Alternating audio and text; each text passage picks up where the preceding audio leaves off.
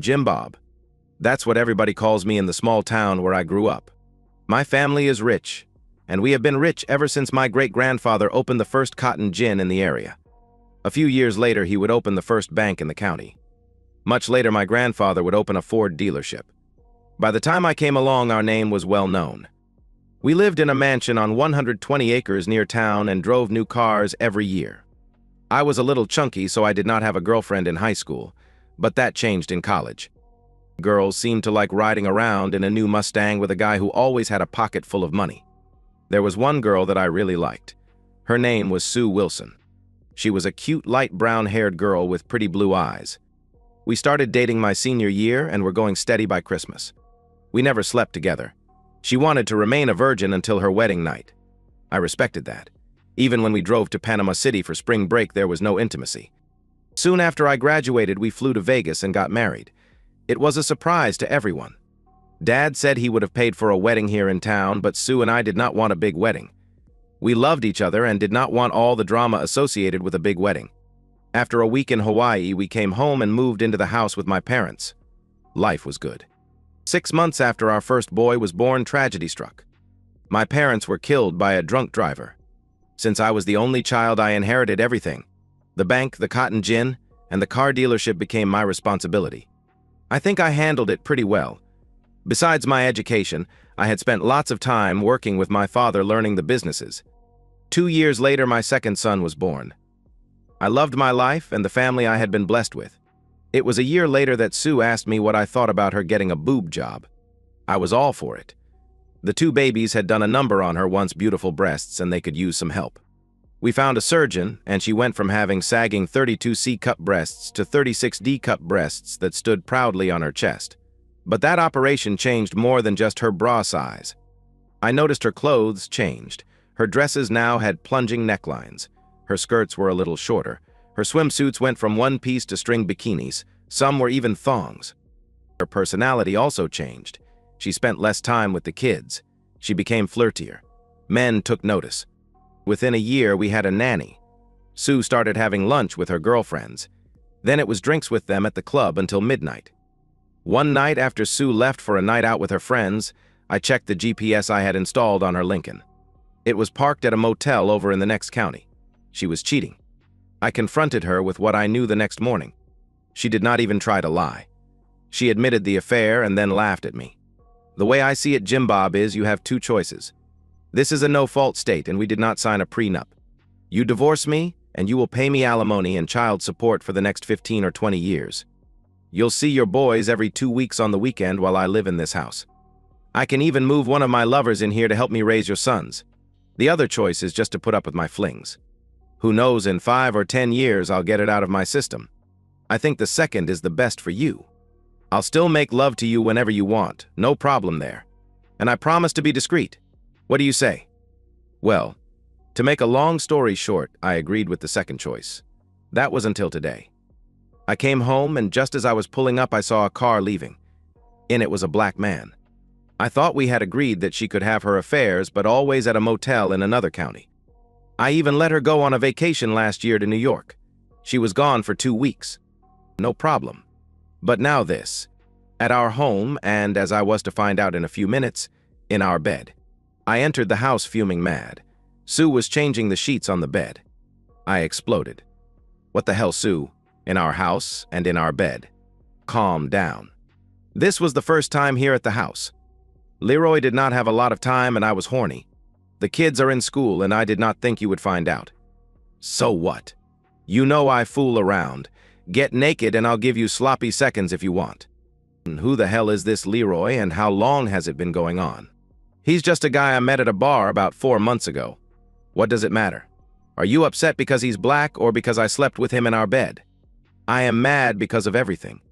I want you to stop. I want our life back to where it was before you started this running around.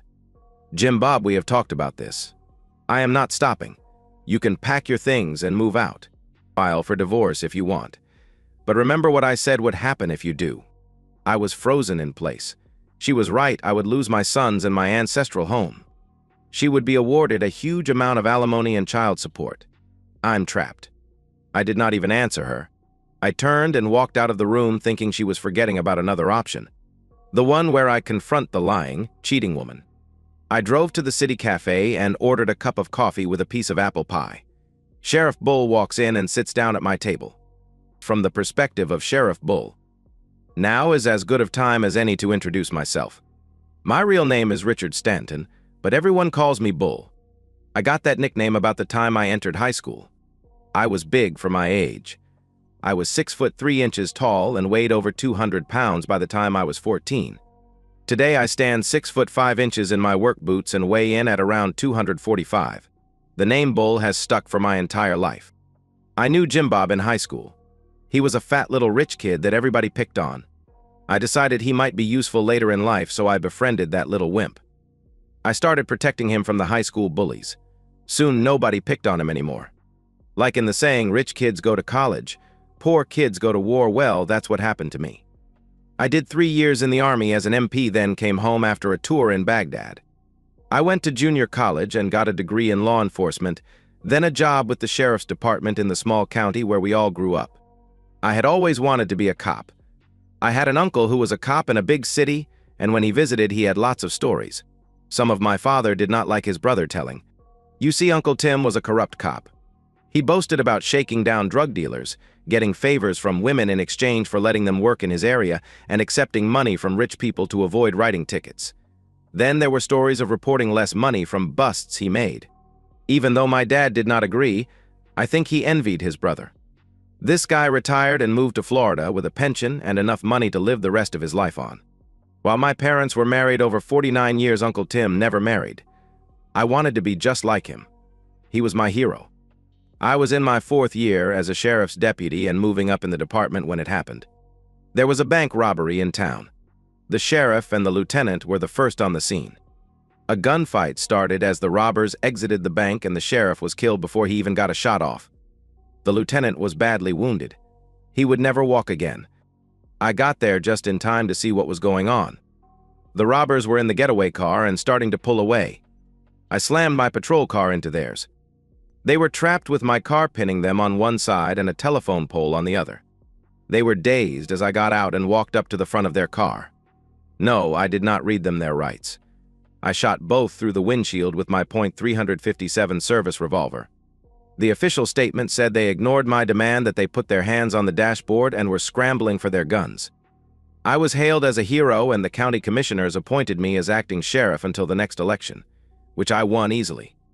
Now let's talk about Sue Smallwood and Leroy Jenkins, or LJ as he is known on the street. I knew Sue was cheating on Jim Bob, everybody in town did. What I did not know was that she had taken up with Leroy. That is until the DEA agents came into my office with information about Leroy and his current lover, Sue Smallwood. The DEA wanted to turn Leroy and needed my help. That's the way it works in the drug business.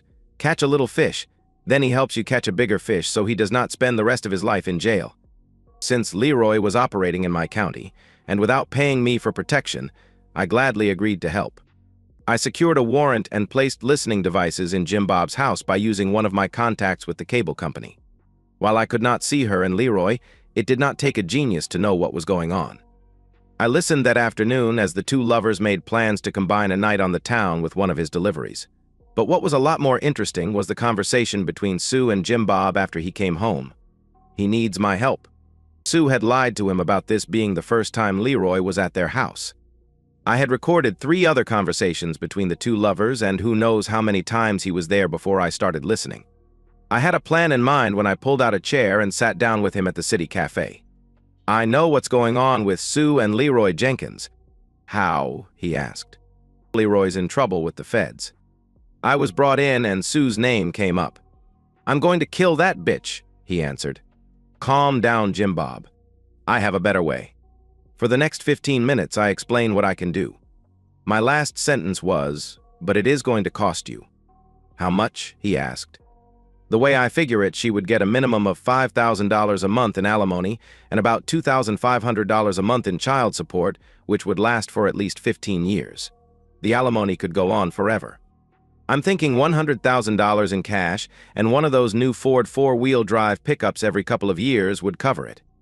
He shouted deal and almost jumped across the table to shake my hand. Shit. I should have asked for $250,000. I'll have to remember that next time. Go home and act like everything is fine. She is going to tell you that she is going to be gone this weekend. Actually, she is spending it with Leroy at his cabin at the lake. That's where I'll get them." Again, we shook hands and I left. I did wonder if he could pull it off. Probably. He has known of her cheating for years. One more night of pretending should be no problem. Back to the perspective of Jim Bob. Saturday morning, I was making breakfast for my sons when my phone rang. It was an unknown number, so I did not pick up. After breakfast, I was cleaning the kitchen when it rang again. I still did not pick up. It rang again with the same unknown number as I was about to start lunch. This time I answered. "Jim Bob, why did you not answer my earlier calls?" "Sue?" "I am sorry, the caller's ID said unknown number and I was busy with the boys. Why aren't you using your phone?" "Jim Bob, honey, there has been a terrible misunderstanding. Sheriff Bull has me in jail." "What? Why?" I try to act surprised. "I'll explain it all when you get here. Please hurry. I've been here all night and I want to get home. I'll be there as soon as I can get somebody to look after the boys. Sit tight and don't talk to anyone until I get there." I cut the call and started laughing hysterically. The boys wanted to know what was so funny. "Mommy just told Daddy a joke," I replied. I waited until 3 p.m. to call the lady we used as a babysitter. She was there in 30 minutes and I drove to the jail. I met Bull in his office with the door shut for about 15 minutes, then was shown into a visitor's room. Sue was behind a glass and picked up the telephone as I sat down. "What took you so long?" "Mrs. Harrison was doing her weekly shopping. I had to wait until she finished." "Jim Bob, you have to get me out of here. I need a shower and I want to see the boys. Now she is worried about her sons?" "I have my doubts about that. I talked to Bull before I came in here. Sue, you are in a lot of trouble. You were found in a house full of drugs. Your fingerprints are everywhere. Your drug tests came back positive. Bull says you were completely out of it when they found you and Leroy in bed. Naked. In bed with a black drug dealer. Then there's the gun they found in the glove box of your car along with 6 bags of cocaine. Sue, what is going on?" "This is all a big mistake. Leroy and I had driven to Memphis to go dancing. They were checking everybody before letting them in the club, so Leroy handed me his pistol and I put it in the glove box. We were going to deliver the coke to one of his clients, but he was not at the club last night. I took them out of my purse and put them in the glove box," she replied. "So Leroy was driving your car, and you had the drugs in your purse?" "Yes. He likes to drive the Lincoln when we go out. In the club we danced and... Okay, I admit I did a line of coke. First time, I swear. Then we drove back to Leroy's place up at the lake. I think I did another line. I can't remember. We were in bed making love when Bull and his men busted down the door and caught us. Jim Bob, it was horrible. I was naked and everyone saw me. They all watched as I dressed. After I was brought here, I was put in a cell with 2 other women. I think they were involved in the wrong kind of business. I told them what happened and they said Bull had no right to bust in like he did. I know nothing about Leroy's drug business, and that gun is not mine. I think if you hire a good attorney, I will be released this afternoon and all charges dropped. Please. First of all, no matter what those jailhouse attorneys told you, Bull had every right to bust down that door. He had a no-knock warrant. They have found your fingerprints on an illegal gun. It was reported stolen a year ago. If there is a body on that gun, you will be charged as an accessory to murder. Not true, but I want to give her something to think about. Your fingerprints are all over that house, even on the packages of coke in your car. Of course, your drug tests came back positive. You are in big trouble, Sue. On top of everything, your case is going to be handled by Judge Parker. His daughter died of a drug overdose 3 years ago. He is very hard on drug dealers and their associates. You will be going before him Monday morning for a bail hearing. Until then, you might as well get comfortable.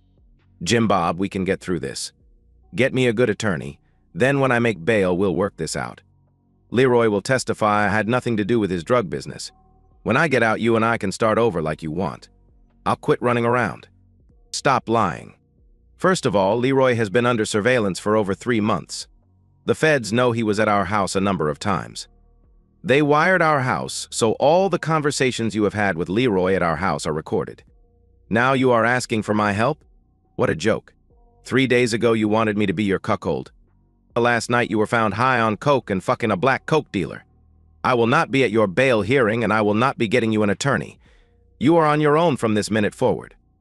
I hung up the phone and walked out of the room. Sue was pounding on the glass, but I never looked back. 2 days later, she was served with divorce papers as she sat in jail unable to make the $250,000 bail. She never once called to talk to the boys or even asked about them to my knowledge.